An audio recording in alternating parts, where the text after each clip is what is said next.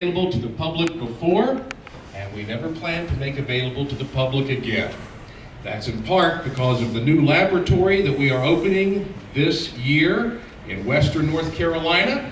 You're going to hear about that, some of the crazy things we're going to be doing, and I want to assure you that for the rest of the year, if the lights spontaneously dim in your neighborhood, or you happen to notice a small mushroom cloud on the horizon, don't worry, it's under control. Take it from me. This is Will Beckwith, who is a member of my team, Lemur. And at times, we're going to also refer to Will regarding some of the experiments that he's going to be leading and helping us with. Forrest Connor here is working as one of our managers for the evening. And given the sensitivity of some of the equipment that we have, we ask that you please do not approach the stage until you are invited to do so, because we want to keep this as orderly as possible. Obviously, the big event tonight is going to be Dale Allen Hoffman's Sacred Water Healing Ceremony. And I'll tell you more about that later, but tonight's event is going to serve two purposes.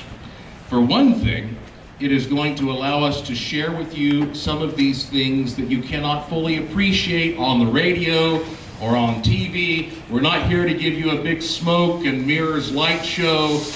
This is just an opportunity for you to say, I have seen some of the things that these guys say they have and they are testing. And then also tonight is going to double as an experiment night.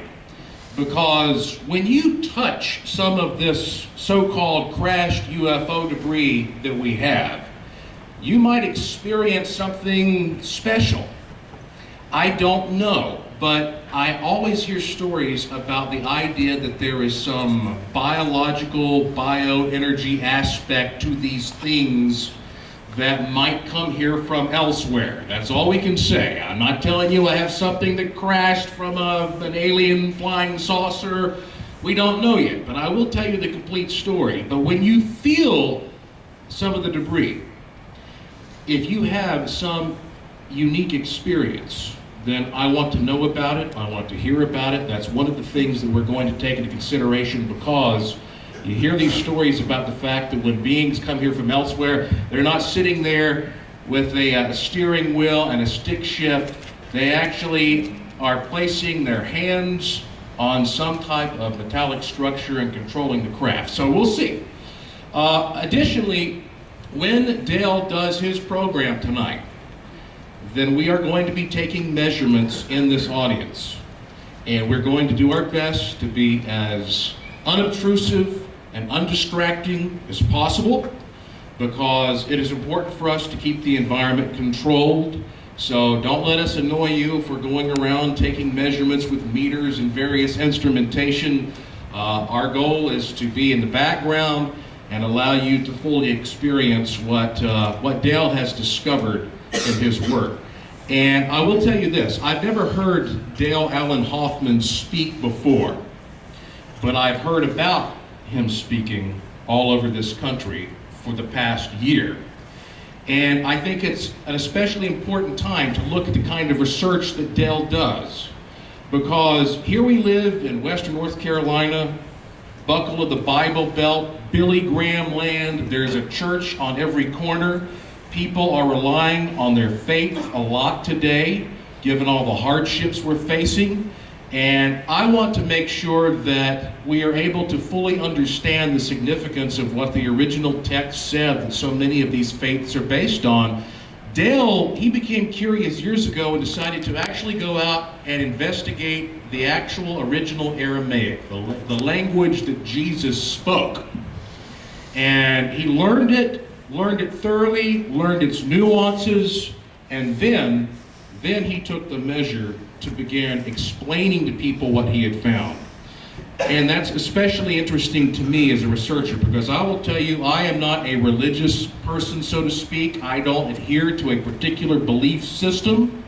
I keep a very open mind, and I ask that all of you keep an open mind and an open heart tonight. I do know, however, that when you go to the store and you look for Bibles, well, you've got 10 or 15 different versions there. There's nothing quite like doing our best to go back to the original ancient texts and try to understand what was being communicated. So consider this first section just a little update for you on the scientific things that my team and I are going to be doing the rest of this year. And then, of course, we're going to really get intense with Dale Allen Hoffman. So I think it's going to be a night that you will remember.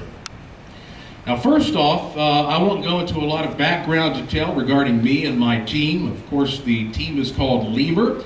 That's an acronym for the League of Energy Materialization and Unexplained Phenomena Research.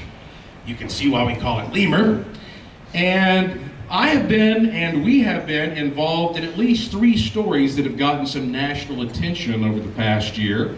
And I want to sort of focus on some of those stories tonight.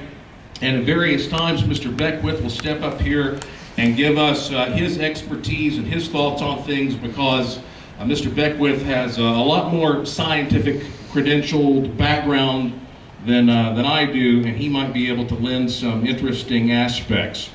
Now also, something you might find interesting is that we like creating these small, intimate settings like we have here.